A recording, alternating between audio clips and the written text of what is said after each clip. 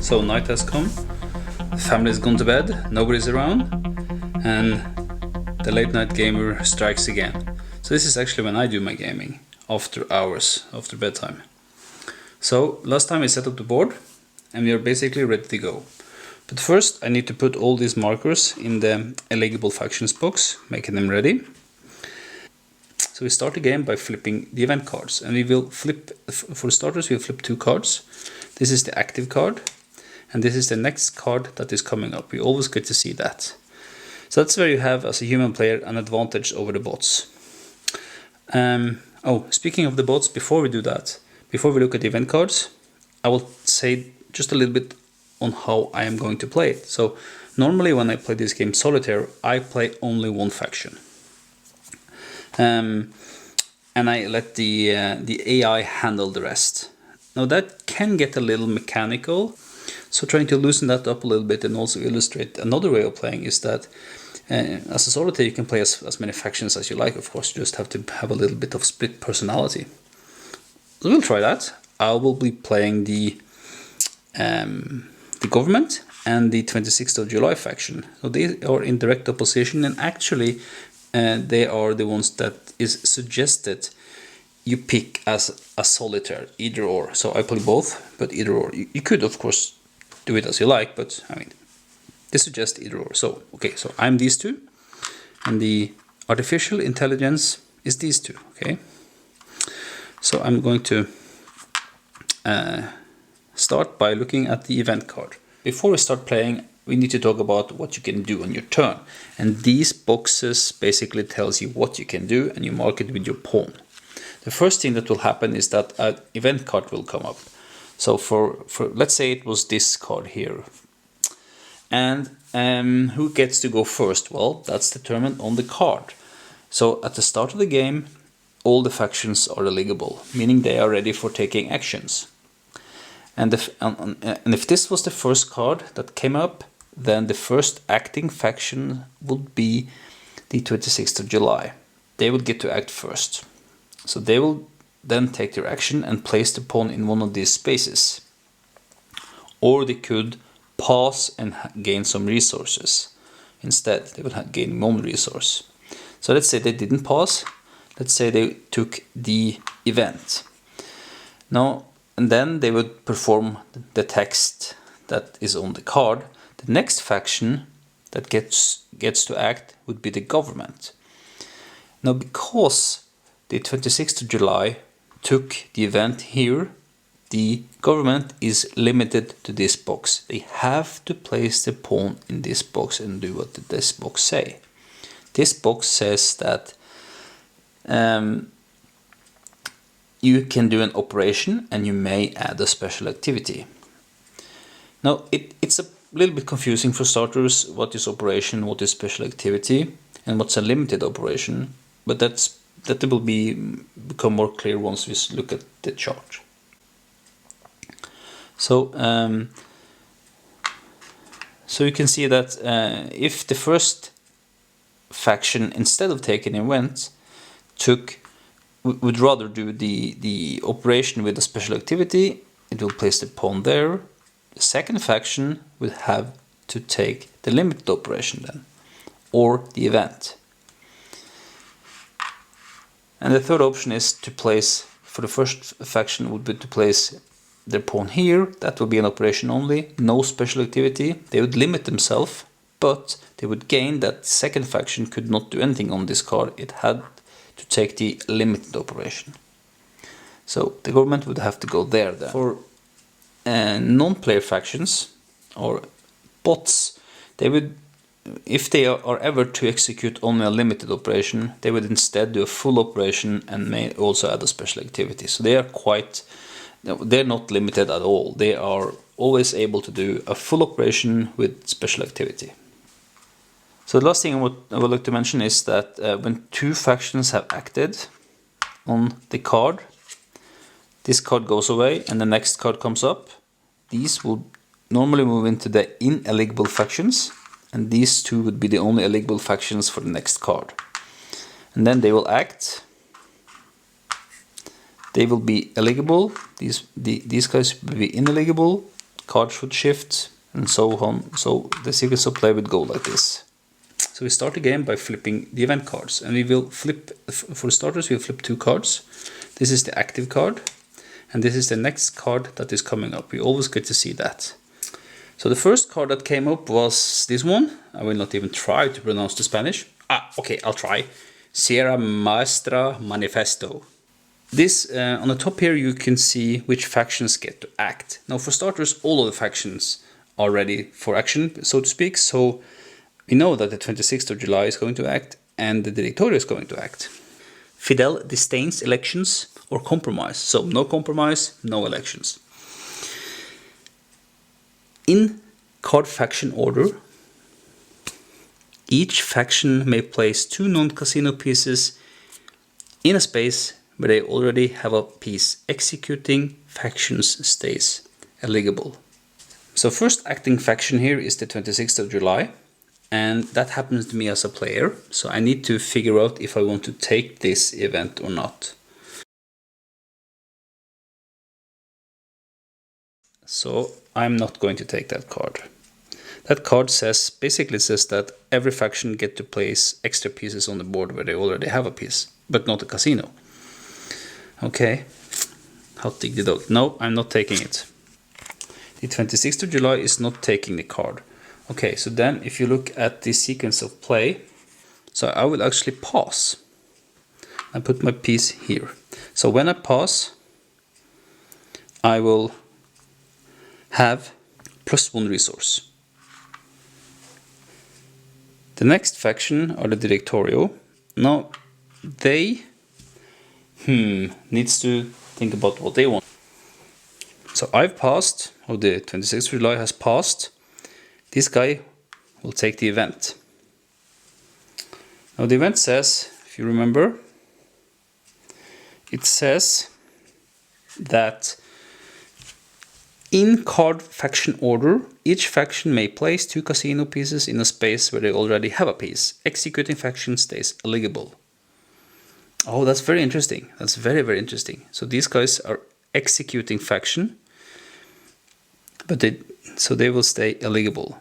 First, let's remember to give the 26th of July 1 resource because they passed. Okay, so they will place faction pieces now. They can place 2 non-casino pieces in a space where they already have none. So for the 26th of July, which starts here, they can choose this La Habana, Sierra Maestra, Santiago de Cuba. So obviously I'm going to place a base because I'm getting victory points for a base, and I can have up to 2 bases in a region. In addition, there can be 2 casinos. So I'm going to place that here, and that will immediately raise my victory point up by 1, because I also count my bases, not just opposition. The other piece is going to be a guerrilla, or now it's going to be a guerrilla, and I'm going to place it here in La Habana. And that means that I, as the 26th of July, Fidel and company are taking control. La Habana is now under M26th of July influence. Right, that's excellent. Directorio now, what are they going to do? Well, then let's think about where they will be placing their pieces. Now I can't make that decision. I again have to consult the chart. So placing a piece, that is practically, in practice, that's a rally action. And normally they can only rally in neutral or passive spaces. Now this is, of course, the event card overrides any of those rules. So what the priority for their rallying is that first step is just that if they are active and there are police or troops nearby, they will go underground. Now we're skipping that. So they will place bases where there is at least 3 guerrillas and space. So that means they have to have more than 2 guerrillas. That means they need to have more than 2 guerrillas in a space. Remember the map? They don't have 3 guerrillas anywhere. Then they will place guerrillas at all Directorio bases. They have none. Then they will place guerrillas with other guerrillas. They can certainly do that. Yes, they can absolutely do that. Let's go back to the map. Okay, so they will place guerrillas where they already have guerrillas, and that is in Havana and Camagüey. So we will be rolling a die, and on a 1 to 3 we will choose Havana. On a 4 to 6 it's going to be there. The first piece, it goes there. Okay, Camagüey. It only means they've chosen another strategy than what I would have chosen perhaps. So one there. Now the next one, I'll do the same. I do a randomizer also for that one. It's the same province. So they have chosen to build quite heavily up in Camagüey. That's fine. That's a good strategy. Viable. Syndicate. What will they do? Well, let's go and have a look at their sheet. And by sheet, I of course mean the non-player syndicate flowchart. So they will rally. They will place 2 pieces. Their rally instructions, you can see it's higher up on the rank here actually. So they have rally much higher on the priority list than the directorial. The rally phases that first they will place 1 guerrilla per space with any casino and no syndicate guerrilla. Any casino, no guerrilla, no syndicate guerrilla from before. And that's basically the only instruction they have. They will place them in region, remember from the flowchart, here, here or here. They have open casinos, but they have no guerrillas. Again, we'll do a randomizer, but now we have 3. So I will show you another way to do the randomizing. This very neat sheet comes along with the game. Oops, this very neat sheet comes along with the game. And it tells you to roll 2 dice, 1 green and 1 yellow, and then that will determine the province. So we'll do that. We roll 2 dice, and I got a 6 and a 2. 2 green, 6 yellow. That means we start in Las Villas. Then, if that's impossible, we go to Camagüey City. I need to learn how to pronounce that. Help! What is it? Camagüey? Camagüey? Well, I don't know. Well then, Sierra Mastre, Santiago de Cuba, Oriente. Then you go up here, Havana, La Habana, and start over again. You see how it goes. So 6 and 2, starting in Las Villas. Let's have a look. Zip. Back to here. Las Villas. No, you can't place there. No. And then you go and to the city. Then to Sierra Mastre. Then to Oriente. Sierra Mastre, Santiago de Cuba, Oriente. And then they go here to Havana. Okay, so we're able to place this in Havana. And the next will be La Habana. Now, I don't do that. When I have found the first one, I roll again. Now I only have 2 to roll. And I can choose 1, 2, 3. It's going to be in Pinar del Rio. It is interesting. If they chose here, they would have removed this control marker. And it will be uncontrolled. They didn't do that. They rather strengthened their presence here in Pinar del Rio. That's fine. That's a way of doing it. Last faction is the government, and that is a human player. 2 pieces, including bases, where I already have pieces. Well, as a government, I always do if I can get out a base. You can't base bases in cities as a government. It serves no purpose. So I will place a base in Las Villas. And I'm going to... difficult. Yeah, I'm also going to place a police there. Police prevent terror from happening. That's good, so I will try to stay a little bit on safe side and not allowing terror. So the next eligible faction is the Syndicate. And they have to follow the arrow here because the first faction has taken the event. And this arrow indicates that the second faction have to take operations and they may add a special activity. Let's check the chart. These are boxes where you need to make decisions, and these are the decisions, how you perform the decision. So we start always up here. And the first question is that the syndicate, if the syndicate could add guerrillas where there have casinos but no other guerrillas. And yeah, there are still 1 region left where they can do that. Now, the bot will always do the operations to the maximum extent. So if there were many more, they would do it in every region they could, paying as much money as they could afford until they ran out of money. And then the second action will be if there were any open casinos now where there were cubes, meaning governmental troops or police, and all the syndicates there were already active. They were actually in danger now being wiped out, because when they're active they can be wiped out. Then we will flip those guerrillas underground. Afterwards we'll go here and do this special activity, and we'll do a profit special activity. So let's go back to the board and do the rally action first, then come back and do the profit.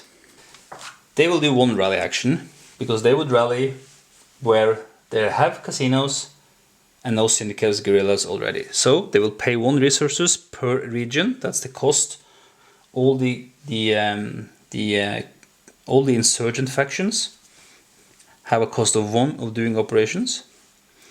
So they will do an operation in La Habana. Here they have a casino, but there are no syndicate guerrillas. Like that. And they will pay the cost of 1 for doing that. So the profit says that at any 1 to 2 open casinos, because there's a maximum of 2, you'll place up to 2 cash markers with syndicate guerrillas. First, where syndicate has no cash, they can have multiple cash markers. There's no limit to that. Then, where there are no enemy, then at random. So that sort of determines the order. So there's a maximum of 4 cash markers. So when they are gone, they are gone. They can't have any more. So these are represent stashes of cash, and the opposite side just reflects what they'll do when you cash them in, basically. So they will place up to 2 cash markers.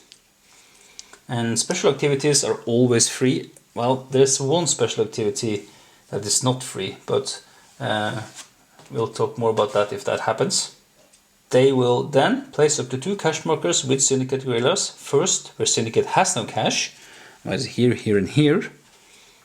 Then, where there are no enemy, that's here. So we know there's 1 cash marker are going here. We place it underneath the guerrilla like that. Well, you can choose the side. I don't know, perhaps this side is better because it shows better on the cam, perhaps. I don't know. Afterwards, well, that's 1 cash marker. The other cash marker, it's here. It's impossible to determine. They both have enemies here. Then they'll do it at random, it says. So on a 1, 2, 3, it will be in Havana. No, it's not. It's going to be in La Habana. So like that. Another thing that happened during the rally phase was that the syndicate they sort of took control away from the 26th of July, and they put it in neutral territory now, because no factions there have more pieces than the others. Then 2 factions have acted, and this card is now finished, and we'll go on to the next card. Before that, we'll move these pieces to the ineligible factions. Ineligible factions. But we won't move this piece because remember the event card? Executing faction stays eligible. So they actually go back here. We, the pausers, get back up. We make this the active card, and we flip the next one. Join us next time for some more fun and action in Cuba Libre.